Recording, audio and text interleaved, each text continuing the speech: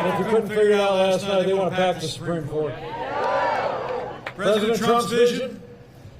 We've rebuilt our military. We cut taxes, rolled back regulations, unleashed American energy. We secured our border, stood with law enforcement and for life and liberties of every American.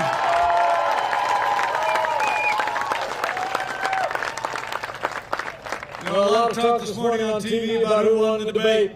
But I think when you compare the Biden-Harris agenda with what President Donald Trump has done and will continue to do for America, there's no question who won the debate. President Donald Trump won the debate hands down with an agenda that puts America first. And in 26 days, we're going to win another great victory when we re-elect President Donald Trump for 4 more years.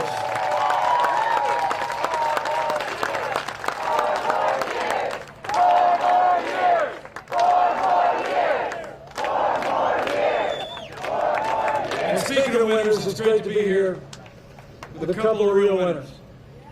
A successful entrepreneur, a pioneer in technology, a principled conservative who's represented the Silver State in the Nevada Assembly, and the next congressman from Nevada's 4th Congressional District. Join me in thanking Jim Marsden for his strong and principled campaign. And it's also great to be here with a superstar. Small business owner, a family man, a superstar athlete who's actually worked with underprivileged children while he was studying for the law, and he is a man who is tough enough to take on the swamp in Washington, D.C. Join me in thanking the next congressman from Nevada's 3rd Congressional District, Dan Raudimer.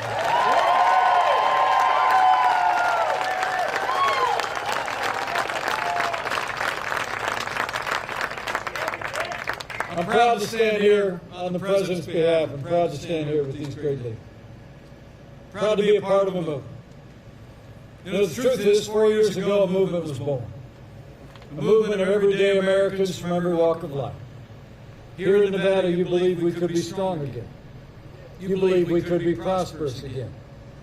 You said yes to President Donald Trump all across this state in 2016. And I know Nevada is going to say yes to 4 more years of President Donald Trump in 2020. It's because of what we've done. I mean, think about it. 4 years ago, we inherited a military that was hollowed out by devastating budget cuts, an economy that was struggling to break out of the slowest recovery since the Great Depression. Terrorism was on the rise around the world, and we witnessed a steady assault on our most cherished values. But in 3 short years, we rebuilt our military. We restored the arsenal of democracy. And under President Donald Trump, not just as your vice president, but as the father of a United States Marine and the father-in-law of a United States Navy pilot, I'm proud to report we're finally giving our soldiers, sailors, airmen, Marines, and Coast Guard the resources and the support that they deserve every single day. And I know we're standing here about an hour south of Creech Air Force Base and Nellis Air Force Base. And under President Donald Trump, we've actually seen the largest increase in our national defense since the days of Ronald Reagan.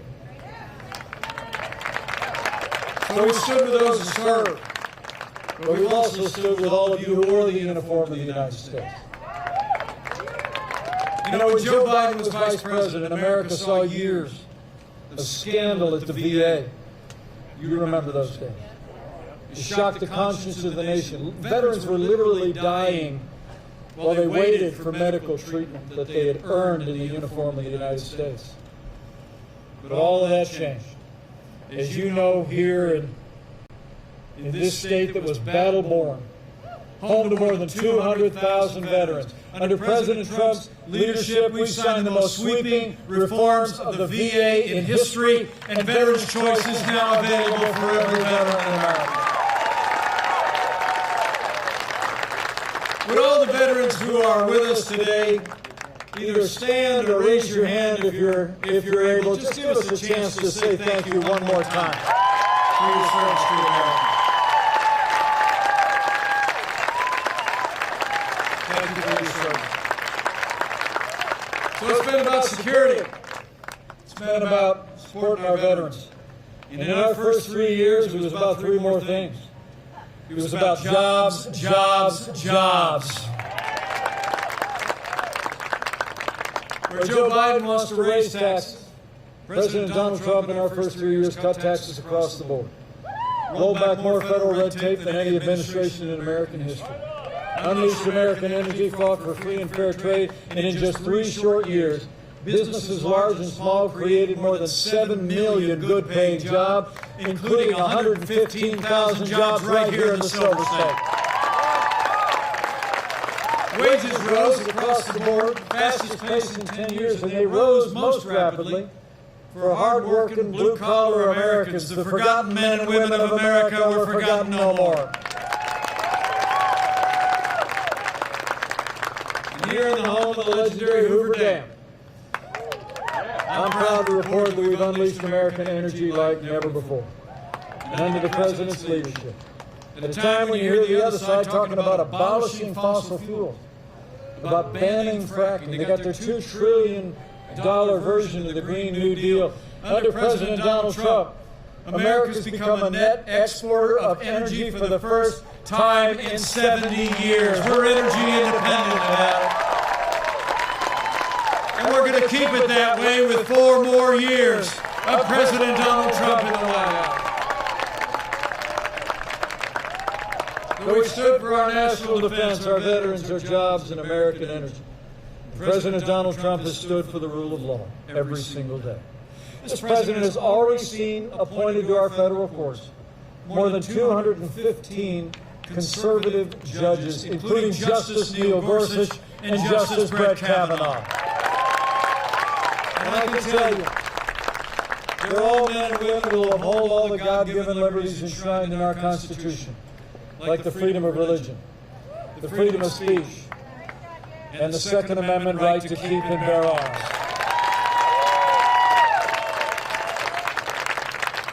Now, last month, our nation paused rightly to honor the life and service of the late Justice Ruth Bader Ginsburg. When the memorials were over, President Donald Trump fulfilled his constitutional duty when he nominated a principled conservative woman to the Supreme Court of the United States of America, Judge Amy Coney Barrett.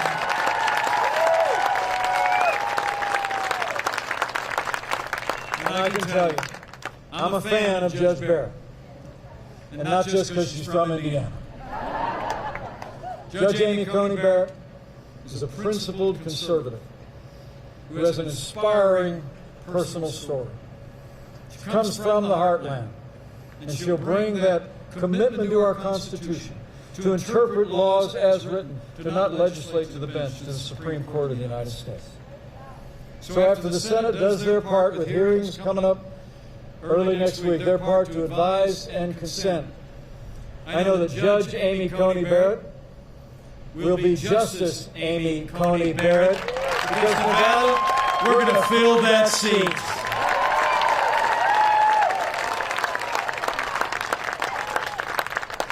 So we stood for the rule of law, strengthened the conservative foundation, underpinning our Constitution and our course. And President Donald Trump has stood every day with the men and women who serve on the thin blue line of law enforcement, and we always will.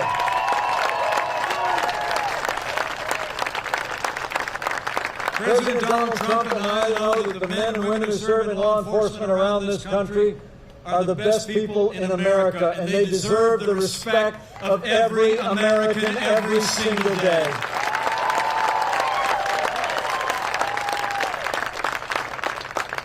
Now, the President and I will always respect the constitutional right of Americans to peaceful protest.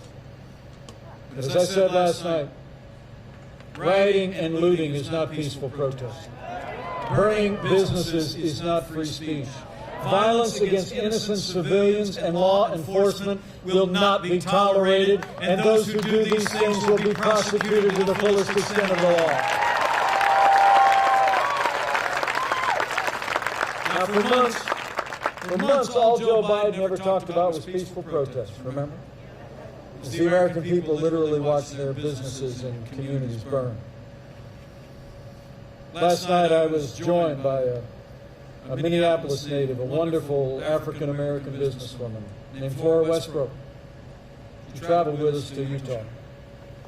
She told us the story when I was in Minneapolis a few weeks ago about, in the wake of the killing of George Floyd, how the protesters came closer and closer to her salon that she had built 35 years ago.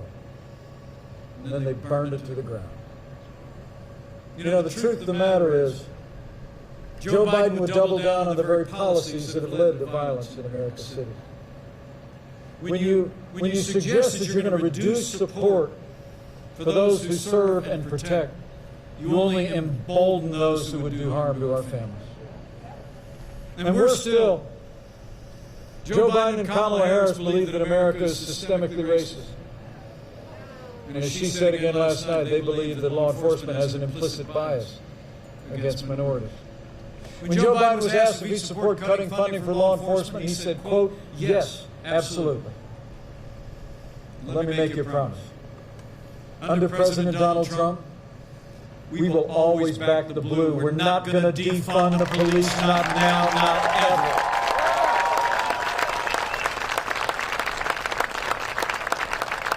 President Trump and I know we don't have to choose between supporting law enforcement and supporting our African-American neighbors. Under this president, we have done both for the last 3.5 years, and we're going to continue to support law enforcement and improve the lives, the jobs, the education, and the opportunities for African Americans and all of our minorities for 4 more years. Under this president, we're going to have law and order in every city, in every state, for every American of every race and creed and color, so help us God.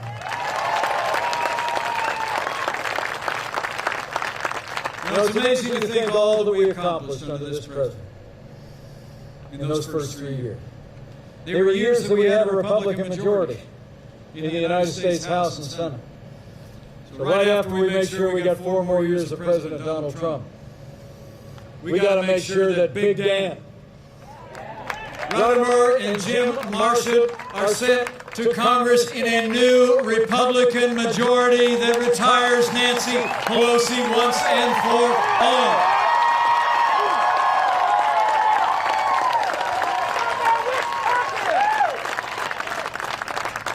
So we rebuilt our military, we revived our economy, we stood for life and our liberties and law and order in our first 3 years. In a word, we made America great again. And then the coronavirus struck from China. As I said last night, before there were more than 5 cases of coronavirus in the United States of America, President Donald Trump put the health of America first and did what no other American president had ever done. He suspended all travel from China, the second largest economy in the world. Now, Joe Biden criticized it. He said it was hysterical and xenophobic. But I can assure you, having led the White House Coronavirus Task Force, President Trump's decision that day alone saved countless American lives, and it allowed us to stand up the largest national mobilization since World War II. We reinvented testing. We saw the manufacture and delivery of hundreds of millions of medical supplies to our incredible doctors and nurses. We've developed medicines that are literally saving lives. As we stand here today, we're on track to have the first safe and effective coronavirus vaccine before the end of this year.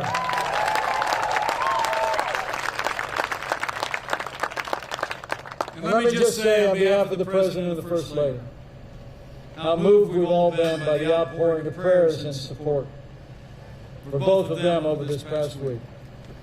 I spoke to the President this morning. He's back to the White House, and he and the First Lady are doing great.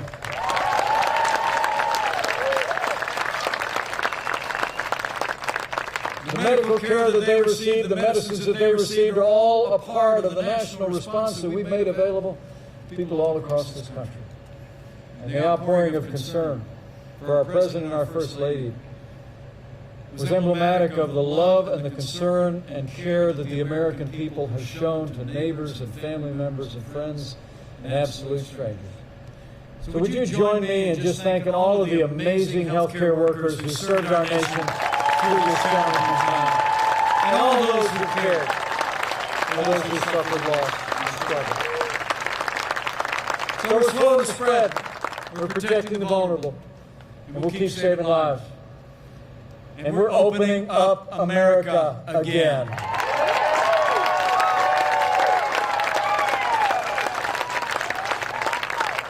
You know, with the strong foundation this President poured in our first 3 years, with the unprecedented relief that we secured from the Congress for families and for businesses, it actually literally saved 50 million jobs. Where we lost 22 million jobs at the height of this pandemic, we've already added 11.6 million jobs back to work, including 150,000 people back to work right here in the Silver State. The American comeback is on. We're opening up America, and we're opening up America's schools.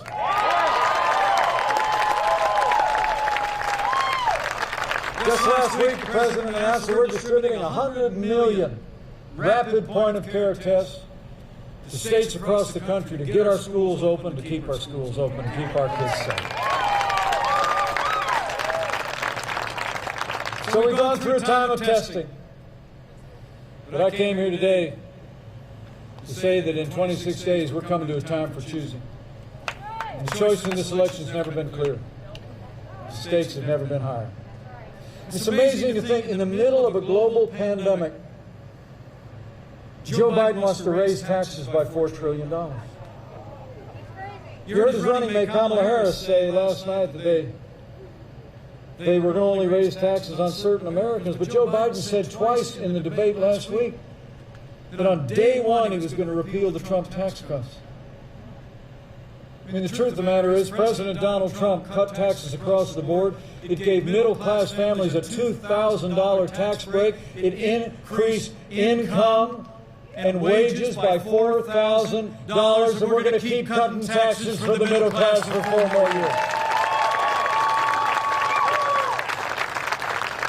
Joe Biden wants to bury our economy under an avalanche of red tape, including his own version of the Green New Deal, which is a whole lot like AOC's version of the Green New Deal.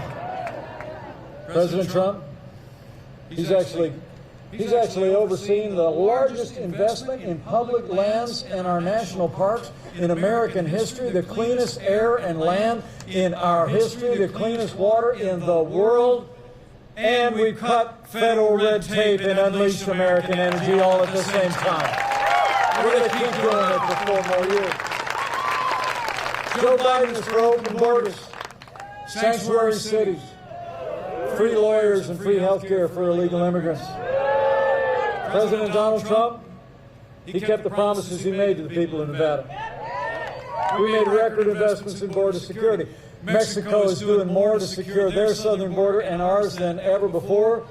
And we've already built more than 300 miles of that border wall on the southern border of the United States. And with 4 more years, we're going to build it all. And when it comes to jobs and trade, the contrast couldn't be more clear. Under Joe Biden, just 47 years in Washington, D.C., we saw deals like NAFTA. You know, in the wake of NAFTA being signed into law in 1995, 60,000 factories closed, and many of those jobs went south of the border and overseas. And Joe Biden never lifted a finger to reform NAFTA. But thanks to the man who wrote The Art of the Deal, America got a better deal. NAFTA is gone, and the USMCA is here to stay. It's a huge win for American jobs and American workers. And where Joe Biden has been a cheerleader for communist China every day. Actually said it was a positive development to see the rise of China. To see China literally be half of our international trade deficit. From day one, President Donald Trump put China on notice that the era of economic surrender is over. And we're going to stand strong with China until they open their markets, respect American private property rights, and put American jobs and American workers the respect they deserve. So it's been about security and prosperity, but as I said earlier, it's also been about our most cherished values.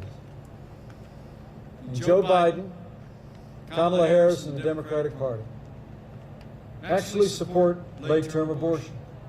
And Joe Biden wants to use taxpayer dollars to pay for abortion all the way up to the moment of birth. And I'll tell you, I couldn't be more proud to serve as Vice President to a president who stands without apology for the sanctity of human life. President Donald Trump is the most pro-life president in American history.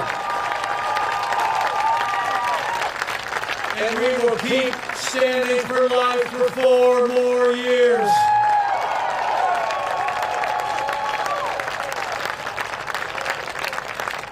You know, when you look at their agenda, it's clear. I said this at Fort McHenry. Joe Biden would be nothing more than a Trojan horse for the radical left. Now, Joe Biden has said that democracy is on the ballot on November 3rd. Well, I think our economic recovery is on the ballot. Law and order are on the ballot. But I also think there are things much more foundational, much more fundamental to our country. In this election, I don't think it's going to be whether America ends up more Republican or more Democrat, whether we end up more liberal or more conservative, more red or more blue. I think the choice in this election is whether America remains America.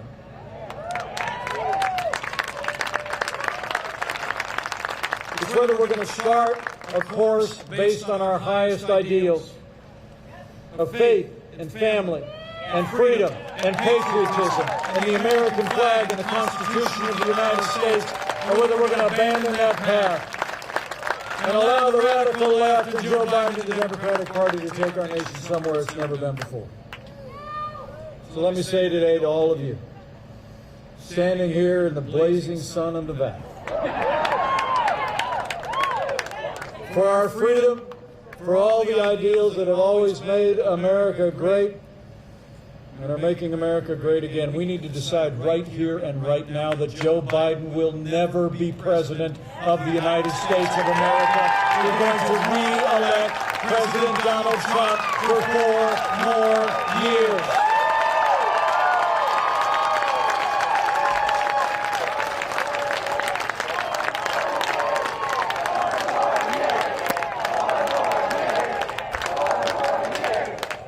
You know, you're right. 4 more years means more jobs. 4 more years means more judges.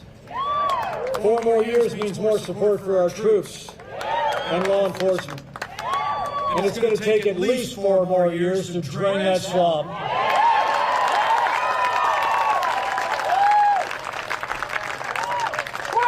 You know, I've served around this president every day for the last 3.5 years.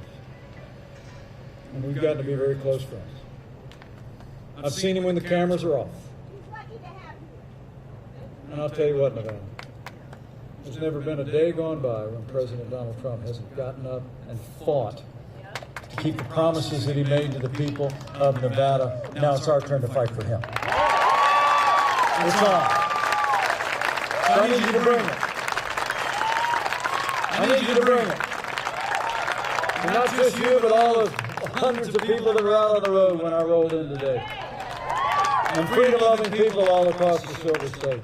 I want you to keep voicing your support. Talk to your neighbors and friends at work and at worship about all that we've done in the last 3 years, about the way this president has led us through this challenging year, and all that we have yet to do. Go tell the American people that the choice we face, and remind the American people the choice is in their hands. And when you do have faith, have faith.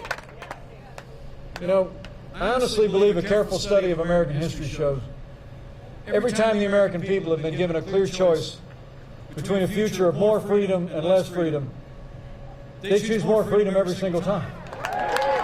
So go out and talk to your neighbors and friends and have faith that if we present the cause of freedom to them in this election, that they'll stand with us.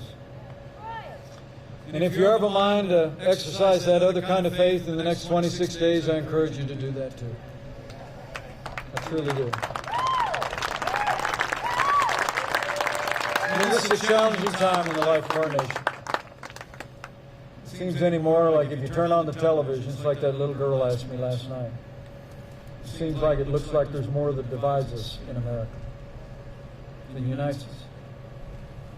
But I've traveled all across this country over the last 3.5 years, and I can tell you, there will always be more that unites the people of this great nation than could ever divide us, and chief among those things is faith. This is a nation of faith.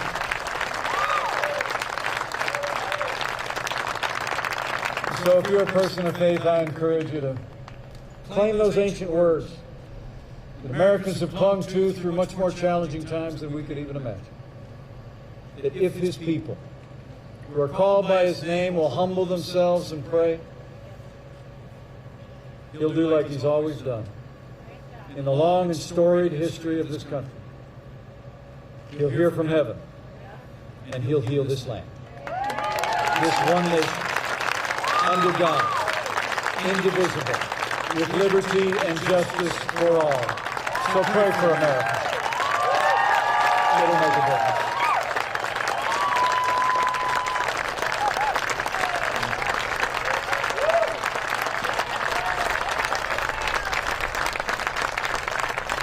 But thank you for this especially warm welcome. It's really great to be in Nevada, but Karen and I have a plane to catch. We're headed to Arizona, and then we're back to Washington, D.C. And I guarantee you, President Donald Trump is going to be back on the campaign trail before you know it. We're going to take this case to the American people every day. And I just know, with your continued support, every day between now and November 3rd, we're going to make Nevada and America stronger than ever before. We're going to make Nevada and America more prosperous than ever before. And with Jim Marsha and Big Dan Rotheimer in a new Republican majority in the United States House of Representatives, with a renewed Republican majority in the United States Senate, and with President Donald Trump in the White House for 4 more years, and with God's help, we will make America great again. Again.